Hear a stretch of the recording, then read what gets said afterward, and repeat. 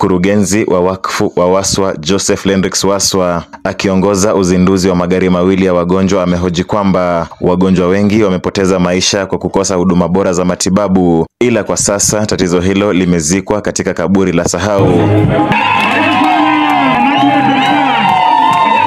Ndivyo tumeleta hizi ambulance because mara mingi nilipokuwa nikizunguka hapa nikijulisha kwa watu wetu, kina mama zetu, malalamishi mingi nilikuwa nasikia ambapo kina mama zetu wanapoteza maisha kwa sababu ya kutopata matibabu kiharaka. Sasa hizi ambulance zimekuja hapa kusaidia wananchi wetu wa Webuye West. Ikiwa umelemewa mahali popote, hii foundation yetu itatoa ratiba kamili, unapika namba mahali penye huko, inakuja inakuchukua, inakuleta kwa hospitali.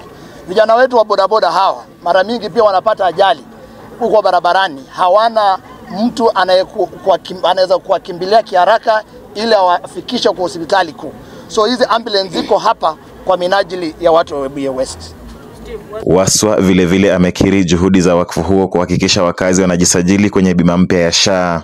Wakazi wa eneo hilo wakiongozwa na mwakilishi wa wadi ya Matulo Stephen Kaisa wameikumbatia hatua hiyo wakisema ni ya kutia moyo sana. Sasa nitakana tu embrace Mheshimiwa Joseph Waswa because tumekuwa na challenges mingi kama watu ya Webuye West. Ambulance hizi ni referral, kama umetumwa Eldoret na una pesa, piga simu, hii ambulance itakuchukua ikupeleke Eldoret. Kama umetumwa Kenyatta Hospital, piga simu, ambulance hii itakuchukua ikupeleke, yani bila kutoa hata shilingi moja. Hiyo ndio mabadiliko ambayo tunataka tulete Webuye West. Kwa hivyo nyinyi wote watu wa Webuye West, najua hii ndio bedroom ya Webuye West Matulo Ward na tumewakaribisha. Asante. Jina langu ni Isaac Siamba.